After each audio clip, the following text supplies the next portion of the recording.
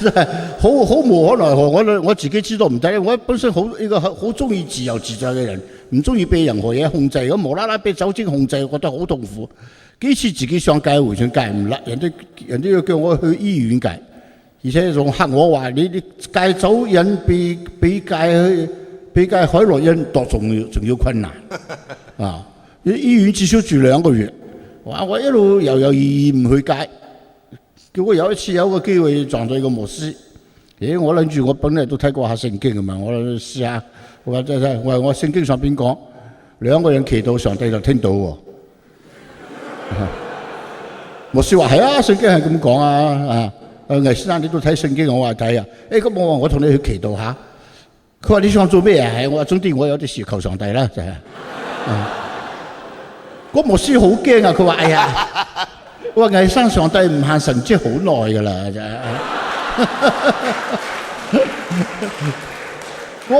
我話我知道上帝唔限神蹟好，你即管試一試嘛，又冇害㗎。啊！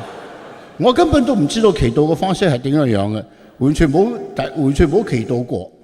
佢就我喺個朋友屋企食飯，嗰個朋友係個醫生，本身唔飲酒嘅，知道我要去，就特登買咗2支伏卡放喺度。啊！嗰一日係嗰個七個太空人遇難嗰日，我人係夏威夷個牧師姓黃。後尾個牧師牙擦啦話我信救援水係佢帶領嘅。然後佢就問到我去隔離間房祈禱，哎呀，佢問我祈禱咩？我唔話俾你聽住，我自己。我話祈禱唔使講出聲係咪啊？佢話唔使講出，伸出撚得啦。佢又教我一套手術啊，有前奏啊，然後點樣講啱門啊，都搞咗成10幾分鐘。佢話你求嘅嘢都幾多，我話我重複咗好幾遍，因為呢個事情對我嚟講好嚴重啊。咁啊就由出嚟嗰陣時，大約係下晝2點零鐘，然後就大家討論個7個太空人點解會因為太空穿梭機爆炸而死咗，講到將近黃昏食自助餐。忽然間有人醒起，魏生點解你唔飲酒啊？我奇怪點解我唔飲酒？快啲攞酒嚟飲。人哋話你唔係平時唔飲酒好難過噶嘛？我唔係好難過喎，而家我幾想啫喎，唔飲都得喎，好似。真係一路我大約做過超過10次見證，我相信而家在座都仍舊。雖然你喺基督徒，你仍舊有好多人唔相信我講嘅嘢嘅，但係真正從嗰次起變咗我控制酒，唔係酒控制我。我最後可以酒就飲而家，我最後可以飲，好中意飲。你真係奇怪到極點啦！我真係跟住就信耶穌。有時我自己都唔信，個牧師話你信唔信？我話係唯有信啦。即係你聽倪康講係好笑過我講嘅，你知唔知啊？倪康戒酒，即係個牧師俾佢搞到騰騰震。我唔係戒酒咯，我冇戒酒啊！其實係控制酒嚟嘅。冇晒酒癮，冇晒。我諗住係一時間噶啦，第2日朝早起身幾緊張啊！哇，恐怕又要醉又要飆冷汗，呢啲事都結果冇事，一路都。咁而家咧就靚酒佢咪飲咯，但係靚酒飲得多都暈暈地嘅又係。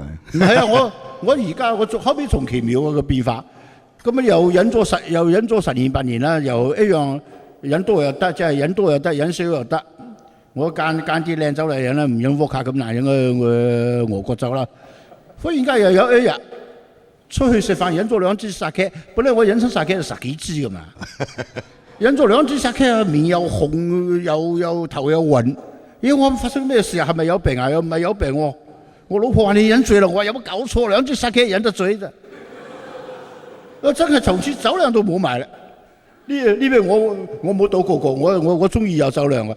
呢個係上帝自己自作主張嘅啫，就係我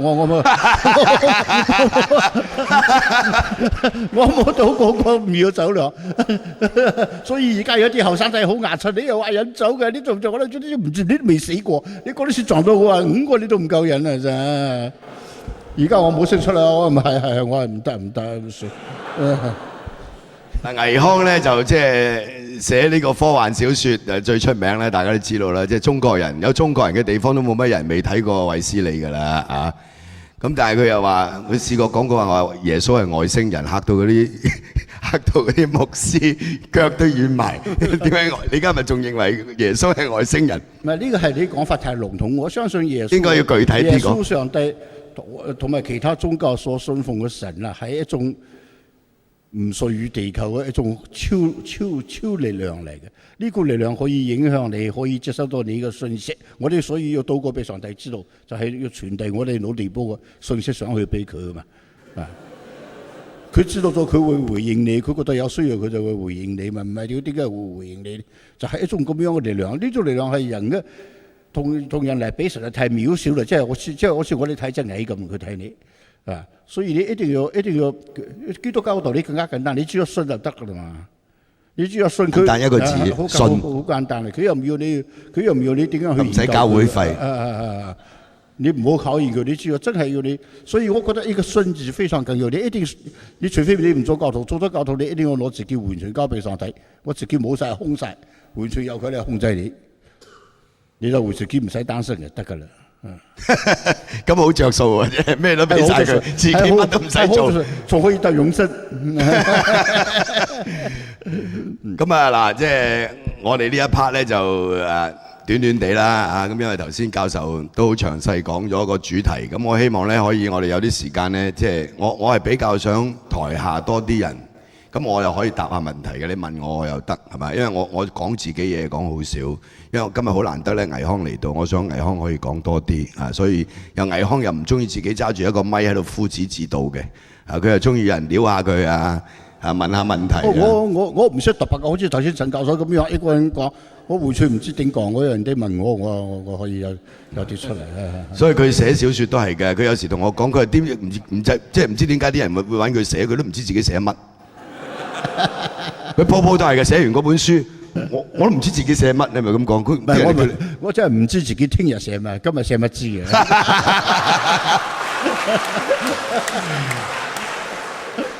咁好唔好啊？喺休息之前，我哋想阿毓民講下佢呢個點樣信主嘅過程啦。可能有啲人都認識嘅，可唔可以好簡短分享下？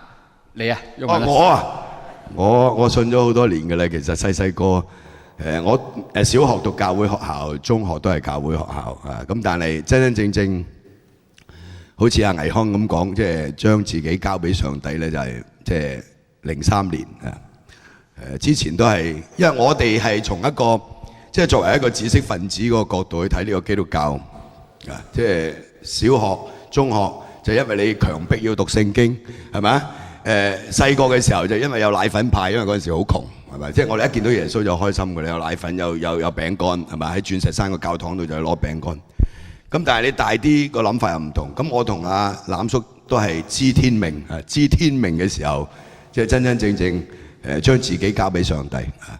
咁所以我又唔係好覺得係咩一件事啊！咁有啲人覺得好奇怪，即係我哋呢啲人 suppose 唔應該信耶穌，咁你大啲，你係信得，我唔信得，係嘛？唔通噶嘛呢個？即係有時啲人呢啲咁嘅人都會信耶穌。我記得有一次許冠文見到我哋兩個信耶穌嘅你兩個信耶穌嘅咩？點解你兩個會信耶穌嘅？點解會信耶穌嘅？你同倪匡咁搞錯？你同倪匡兩個會信耶穌嘅？你信有人幫你釘十字架死咗咁？嗰個許冠文，咁倪匡當時點樣答佢？唔知佢記唔記得咧？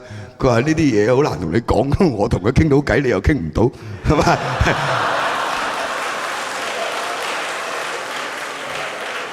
係嘛？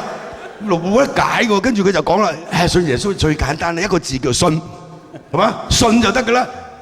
喂，即係你唔信就講乜都冇用㗎啦嘛，係咪先？你同佢講局最多廢話都冇用嘅，佢都係唔信㗎啦，你明唔明？佢信嘅時候你唔使同佢講㗎啦，已經係嘛？所以我哋都係一樣係嘛？咁但係我哋信咗之後咧，我哋都會將自己一啲諗法啊，或者信咗耶穌之後自己嗰個檢視生命之後有啲心得，咁我都經常周圍去講嘅嚇。咁但係我覺得我係分享咯，唔係做見證咯嚇。